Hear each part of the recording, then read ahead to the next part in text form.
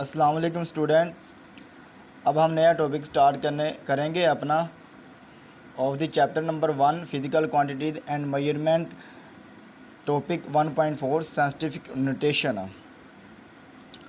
तो वीडियो को स्टार्ट करने से पहले आपसे मेरी एक रिक्वेस्ट है, अगर आप मेरे चैनल पर नए हैं तो मेरे चैनल को सब्सक्राइब करें और साथ में लगे बेल आइकॉन के बटन को प्रेस करें ताकि मेरी नई वीडियो का नोटिफिकेशन आपको मिल सके। तो वीडियो को हम स्टार्ट करते हैं बिना टाइम वेस्ट किए बगैर। तो साइंटिफिक नोटेशन।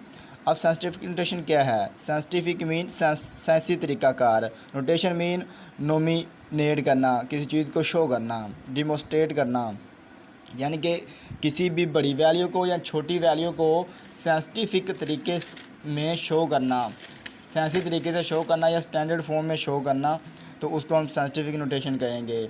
जिस तरह हमने लास्ट लेक्चर में डिस्कस किया था प्रीफिक्सेस को कि वो एक लार्ज क्वांटिटी को स्मॉल क्वांटिटी में कन्वर्ट करता है, इसी तरह जो साइंटिफिक नोटेशन होता है वो मल्टीप्लायर ऑफ 10 की फॉर्म में लिखा जाता है, ताकि हमारे पास जो बहुत बड़ी वैल्यू आ रही हैं उनको एक स्टैंडर्ड वैल्यू में कन्वर्ट किया जा सके या एक स्मॉल वैल्यू में कन्वर्ट किया जा सके।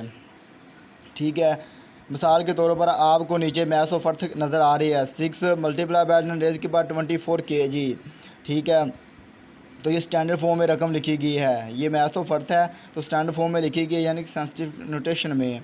अगर मैं इसको ऑर्डिनरी होल नंबर में लिखना चाहूँ तो मुझे 6 के बाद आफ्टर 6 24 टाइम्स 0 लिखना पड़ेगा, तो जो हमारे बहुत मुश्किल हो जाएगा।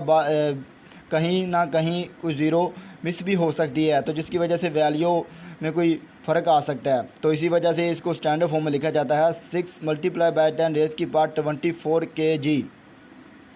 अब ऊपर देखें, a simple but and scientific way to write large और small number is to express them into some power of 10, यानी कि एक सादा तरीका है साइंटिफिक नोटेशन में जो वैल्यूज़ को लिखा जाता है, बहुत बड़ी वैल्यूज़ या छोटी वैल्यू को लिखा जाता है, ये एक सादा तरीका है।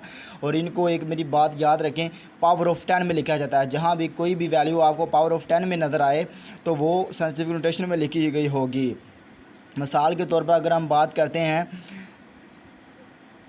The moon is 38 crore 40 lakh metre away from earth, यानी कि चांद और ज़मीन का दरमियानी फ़ासला है वो हमारे पास 38 करोड़ 40 लाख मीटर है। ठीक है, earth can also be expressed as 3.84 multiply by 10 raise की पावर 8 मीटर। तो ये जो फॉर्म लिखी गई है ये स्टैंडर्ड फॉर्म है। ज़मीन और चांद के दरमियानी जो फ़ासला है वो स्टैंडर्ड फॉर्म में लिखा गया है 3.84 मल्टीप्लाई बाई 10 रेज़ की power 8 metre. This form of expressing a number is called the standard form और scientific notation. This saves writing down और interpreting large number of zeros. तो हम नेक्स्ट देखते हैं, in scientific notation a number is expressed as some power of 10 multiply by a number between 1 and 10।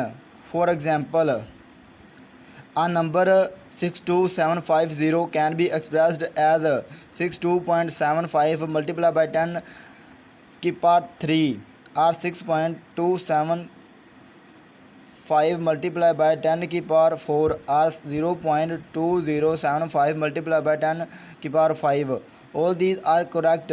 ये जो तमाम standard form लिखी गई हैं ये सब ठीक हैं, लेकिन the number that has one non zero digit before decimal, लेकिन डेसिमल से पहले हमारे पास एक नॉन ज़ीरो डिजिट मस्ट होना चाहिए। अगर स्टैंडर्ड फॉर्म लिखी गई कहीं भी आपको नज़र आए तो आपने सबसे पहले ये चेक करना है कि स्टैंडर्ड फॉर्म डेसिमल से पहले एक नॉन ज़ीरो डिजिट मौजूद है तो वो डेसिमल में स्टैंडर्ड फॉर्म में वैल्यू अकाउंट होगी, अदरवाइज़ वो स्टैंडर्ड फॉर्म नहीं होगी। Similarly standard form of 0.0045 second is 4.5 multiply by 10 पर -4 सेकंड, ये इसकी स्टैंडर्ड फॉर्म है। मैं आपको यहाँ पर एक बात क्लियर करता चलूँ, अगर हम डेसिमल पॉइंट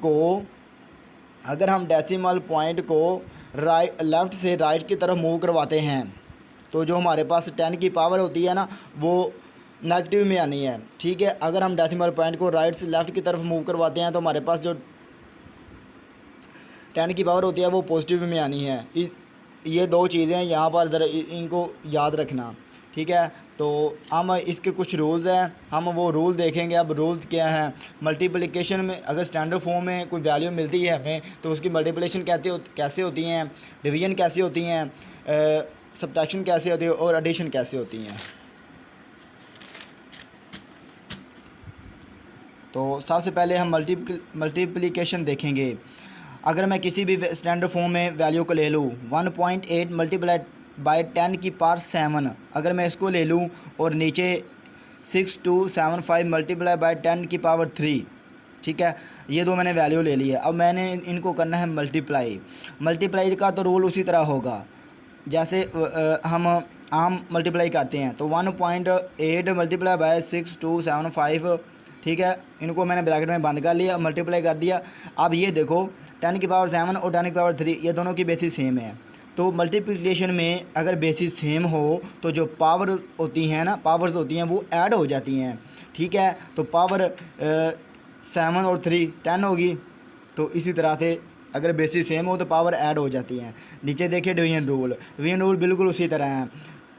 मैंने उसी दोनों वैल्यूज़ को ले लिया है 1.8 मल्टीप्लाई 10 की पावर 7 और डिवीजन में ले लिया है 6275 मल्टीप्लाई बाई 10 की पावर 3, ठीक है। तो डिवीजन उसी तरह होगी जैसे हम आम डिवीजन करते हैं। और मल्टीप्लाई में ये देखें दोनों की बेसिस सेम है। तो जो नीचे वाली रकम होती है ना, नीचे वाली बेस जैसे कि 10 की पावर 3, तो ऊपर जाकर नीचे वाली जो पावर होती है ऊपर जाकर उसका साइन चेंज हो जाता है। तो जैसा कि नीचे +3 था ऊपर जाकर -3 हो गया, अगर नीचे -3 हो तो ऊपर जाकर +3 हो जाना था, ठीक है। तो 7 - 3 तो 10 की पावर 4 आ गया।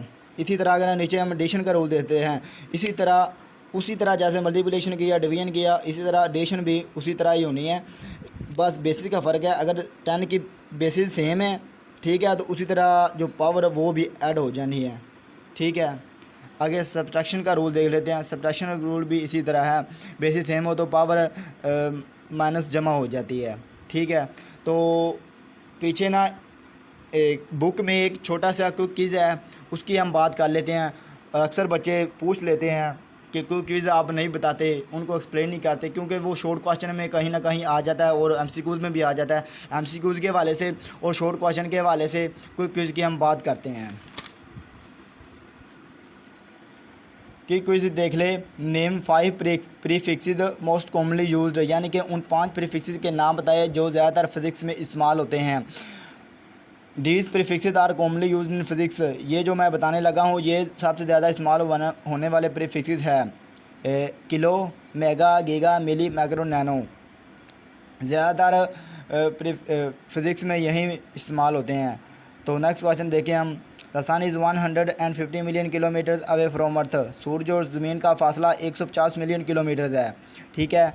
राइट दिस, इनको दो तरीक़ों से लिखना है, ऑर्डिनरी होल नंबर में लिखना है और दूसरा साइंटिफिक नोटेशन या स्टैंडर्ड फॉर्म में लिखना है।